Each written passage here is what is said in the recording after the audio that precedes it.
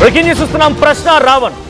ప్రశ్న రావణ్ని ఏపీ వ్యాప్తంగా ఉన్నటువంటి పోలీస్ స్టేషన్ అంటే కూడా ఒక పోలీస్ టూర్ వేపిస్తున్నారు.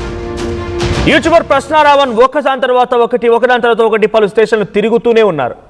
ఒక రకంగా చెప్పాలంటే పోలీస్ డిపార్ట్మెంట్ ఆయన్ని పోలీస్ స్టేషన్ల చుట్టూ టూర్లు వేయిస్తోంది.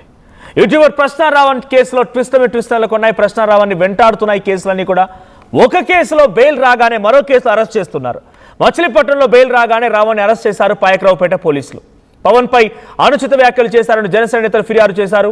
ఆ ఫిర్యాదుతో అరెస్ట్ అయింది.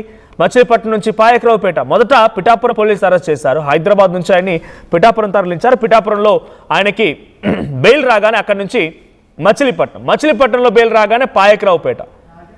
సో ఆ తర్వాత వరుసగా జరుగుతుంది. సో మచిలీపట్నం నుంచి పాయకరావుపేటకు తరలిస్తున్నారు. రావణ్ని మళ్ళీ అరెస్ట్ చేయడంపై అడ్వకేట్ జడా శ్రవణ్ కూడా అసహనం వ్యక్తం చేస్తున్నారు. రావణ్ని ఇంకెన్నిసార్లు అరెస్ట్ చేస్తారని ఫైర్ అవుతున్నారు. అయితే రాష్ట్రంలో పవన్ కళ్యాణ్ రాజ్యాంగం నడుస్తుందంటున్నారు జడా శ్రవణ్. పోలీసులు పవన్ చెప్పినట్టుగా వివరిస్తున్నారంటున్నారు. రావణ్ విషయంలో ప్రభుత్వం అనేక కుట్రలు చేస్తోంది అంటున్నారు. ప్రశ్నించే గొంతులపై కేసులు పెట్టి ఇబ్బందులు పెట్టొద్దు అని జడా శ్రవణ్ అంటున్నారు. సో విజువల్స్లో మనం చూడొచ్చు, రావణ్ ఉన్నారు. మధ్యలో కాకినాడ పోలీస్ స్టేషన్ కూడా ఉంది. పిఠాపురం, కాకినాడ, మచిలీపట్నం, పాయకరావుపేట. జైలు బెయిలు ఇదే నడుస్తోంది. జైలుకి వెళ్ళాలని పంపించాలంటే పోలీసుల ప్రయత్నం, బెయిల్ తీసుకొని బయటకు రావడం, లేదు మళ్ళీ జైలు కోసం పోలీసు ప్రయత్నం చేయడం, మళ్ళీ బెయిల్ తీసుకొని బయటకు రావడం, అన్నీ ఒకటే కేసు. పిఠాపురంలో పవన్ కళ్యాణ్ పైన అనుచిత వ్యాఖ్యలు చేసిన కేసులోనే అరెస్ట్ చేశారు పోలీసులు. ఆ తర్వాత మచిలీపట్నంలో కూడా ఇదే మాదిరిగా, మధ్యలో కాకినాడలో కూడా ఇదే మాదిరిగా, పిఠాపురం తర్వాత కాకినాడలో ఇదే మాదిరిగా, ఆ తర్వాత మచిలీపట్నం, ఇప్పుడు పాయకరావుపేట. ఒకసారి జడా శ్రవణ్ వరుసగా బెయిల్ తీసుకొస్తూ ఆయన చుట్టూగానే తిరుగుతూ ఉన్నారు. ఒకసారి జడా శ్రవణ్ ఏం మాట్లాడారో చూద్దాం. సో అక్కడ విజువల్స్ మనకు కనబడుతున్నటువంటి వ్యక్తి రావణ్. సో పవన్ కళ్యాణ్ పైన చేసిన వ్యాఖ్యల నేపథ్యంలోనే పలు పోలీస్ స్టేషన్ల టూర్లు చేస్తున్నారు రావణ్. ఒకసారి జడా శ్రవణ్ వ్యాఖ్యలు చూద్దాం. గత ప్రభుత్వంలో మాట్లాడినటువంటి మాటలకి ఇప్పుడు ఏం శిక్ష వేయాలి, ఇప్పుడు ఏం చేయాలి అనేది మీరే ఒక్కసారి ఆలోచన చేసి డెసిషన్ తీసుకోమని కోరుతున్నా. ఈ వీడియో చూసిన తర్వాత నేను కాసేపు మాట్లాడిన తర్వాత ఫ్రీడమ్ ఆఫ్ స్పీచ్ అంటే ఫ్రీడమ్ టు అబ్యూస్ కాదు. నాకు ముఖ్యమంత్రి వాళ్ళ అమ్మమ్మ కూడా ఎప్పుడు గుర్తురాట్లేదు.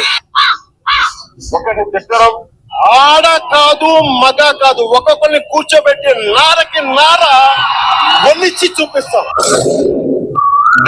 ఇవ్వడం, వంట చేతి వస్తాం, మెడ పిసికి తొక్కి కింద నొక్కేస్తాం. కొడకల్లారా ఆధారాలు లేకుండా ఆరోపణలు చేయడం, చేప నుంచి ఎక్స్ట్రాక్ట్ చేసిన నూనె, పశువు సంబంధించిన కొవ్వు, మందికి సంబంధించిన కొవ్వులు, ఇవి ఎక్కువ ఉన్నాయి. మహిళలను టార్గెట్ చేయడం, డైమండ్ రాణి ఆ రోజా కూడా మాట్లాడద్దు. పవన్ కళ్యాణ్ గారు స్వయంగా నన్ను హోటల్లో మెచ్చుకున్నారు.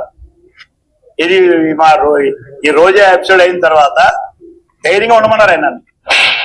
మత విశ్వాసాలను అవమానించడం, అసలు ఇలాంటి గొడవలు పెట్టింది హిందూ నాయకులు తప్ప మిగతా నాయకులు చేయరు. అసలు అలవాటు వాళ్ళకి.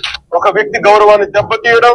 రాహుల్ గాంధీ గారు పెళ్లి చేసుకోలేదు అన్నారు కానీ బ్రహ్మచారం చెప్పలేదు. హింసకు ప్రేరేపించడం, రాడ్ల హాకీ స్టిక్కుల రాళ్ల ఒట్టి చేతులు అభినందనగా రెడీరా. ఇవన్నీ రాజ్యాంగం కల్పించిన స్వేచ్ఛలోకి రావు. ఇవి చట్టపరంగా నేరాలు. మీకు నైతిక బాధ్యత లేనప్పుడు చట్టాలను చేసే లా మేకర్స్ లా బ్రేకర్స్ అయితే మీ బలవంతు చట్టాలు చూసారుగా, రాడ్ల, కత్తుల, కర్రల చెప్పండి నా కొడకల్లారా, ఎక్కడికంటే అక్కడికి వస్తా. కేసులు అయినాయా అండి? ఇప్పుడు మరి కేసు బుక్ చేద్దామండి. నా కొడకల్లారా, 151 మంది ఎమ్మెల్యేలు ఉన్నారు. నా కొడకల్లారా, వంతి పిసుకు చంపేస్తా. కేసు బుక్ చేద్దామండి. మిమ్మల్ని అరెస్ట్ చేసి పోలీస్ స్టేషన్కి తీసుకొచ్చి 100 మంది 1000 మంది వైసీపీ కార్యకర్తలు వచ్చి మా నాయకుడిని తిడతావా, మా ఎమ్మెల్యేలను తిడతావా అని పోలీస్ స్టేషన్లో మిమ్మల్ని పెట్టి దాడి చేయించండి. చేయొచ్చా? చేతగాని ప్రభుత్వం గత ప్రభుత్వం చేయలేదు కాబట్టి 11 సీట్లు ఇచ్చి పక్కన కూర్చోబెట్టారు. మీరు మాట్లాడితేనేమో లా, మేము మాట్లాడితేనేమో బ్రేక్. మీరు మాట్లాడితే చట్టం, మేము మాట్లాడితే మాత్రం నేరం. మీరు మాట్లాడితే మాత్రం గౌరవం, మేము మాట్లాడితే మాత్రం అగౌరవం. మీరు చేస్తేనేమో సంసారం, మేము చేస్తేనేమో వ్యభిచారం. ఇది గౌరవ ఉప ముఖ్యమంత్రి గారి యొక్క పరిపాలన. ఈయనకంటే హోమ్ మినిస్టర్ కావాలంట. ఇద్దాం. పంచాయతీరాజ్ శాఖలో ఉండి ఉన్నప్పుడే ఈ విధంగా పోలీస్ స్టేషన్ మీద దాడి చేస్తుంటే, పోలీస్ స్టేషన్ మీద దాడి చేసి రాళ్ళు, రప్పలు, కత్తులు, కటార్లతోటి దాడులు చేస్తుంటే, ఒక వ్యక్తి మాట్లాడినటువంటి మాటలు మీరు సమర్థించుకోలేక నరేంద్ర మోడీని వేల మంది సోషల్ మీడియాలో పచ్చిబూతులు తిడుతుంటారండి. నరేంద్ర మోడీ ఏ రోజైనా ఇలా చేయొచ్చండి? చేశాడండి? హోమ్ మినిస్టర్ అమిత్ షాని మాట్లాడతారండి, ఏ రోజైనా చేశారండి? గత ప్రభుత్వంలో ముఖ్యమంత్రి మీద మాట్లాడారండి, ఏ రోజైనా చేశారా? ఒకవేళ ఆయన చేసుంటే ఖండించాము. ఈరోజు మీరు చేస్తున్నారు.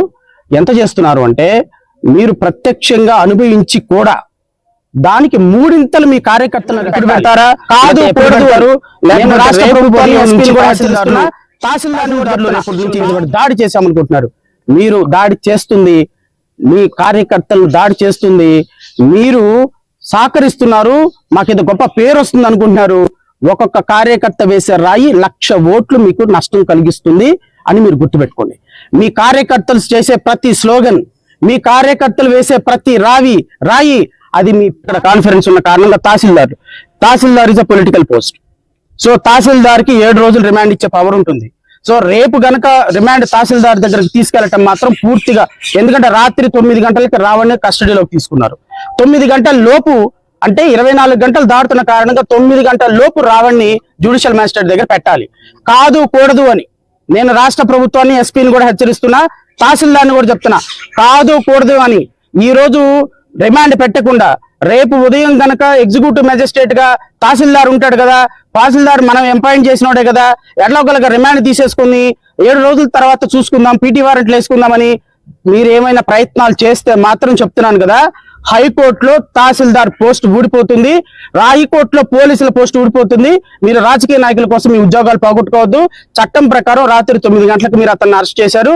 9 గంటల లోపు 24 గంటలు అవుతుంది కాబట్టి జడ్జి గారి ముందు ప్రవేశపెట్టాలి. జడ్జి గారు ఏం ఆర్డర్ ఇస్తే మేము దానికి రెడీగా ఉన్నాం. ఎగ్జిక్యూటివ్ మేజిస్ట్రేట్ దగ్గర ప్రవేశపెడితే మాత్రం రాష్ట్ర ప్రభుత్వం దానికి ఈ రోజు రావణ్కి 3rd కేసులో రైట్. జడేశ్వరన్ మాట్లాడుతూ మధ్యలో ఒక వీడియో చూపించారు తన ఫోన్లో.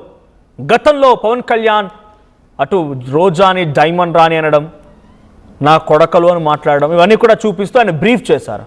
సో గతంలో చేతగాని ప్రభుత్వం ఉంది కాబట్టి ఆయన పైన కేసులు పెట్టలేదు వైఎస్ జగన్మోహన్ రెడ్డికి, అందుకే జనం 11 స్థానాలు ఇచ్చారు. ఇప్పుడు ఆయనకి పంచాయతీరాజ్ శాఖలో ఉంటేనే పోలీస్ స్టేషన్లు ఈ రకంగా వ్యవహరిస్తూ ఉంటాయన. హోంమంత్రిగా ఆయన కావాలట, హోంమంత్రి అయిన తర్వాత ఆయన సిచ్యువేషన్ ఎలా ఉంటుందో, ఎంతటి దారుణంగా తప్పుడు కేసులు బనాయించి జనాన్ని అరెస్ట్ చేస్తారో అంటూ కూడా జనశ్రవణ్ మాట్లాడుకొచ్చారు. రండి తేల్చుకుందాం, ఎవరైతే మీరు రండి అని చెప్పి మాట్లాడుతారు, రండి తేల్చుకుందామని కూడా జనశ్రవణ్ వార్నింగ్ ఇస్తున్నారు. సో వరుసగా పిఠాపురంలో, కాకినాడలో, మచిలీపట్నంలో, ఇప్పుడు పాయకరావుపేటలో వరుసగా కేసులు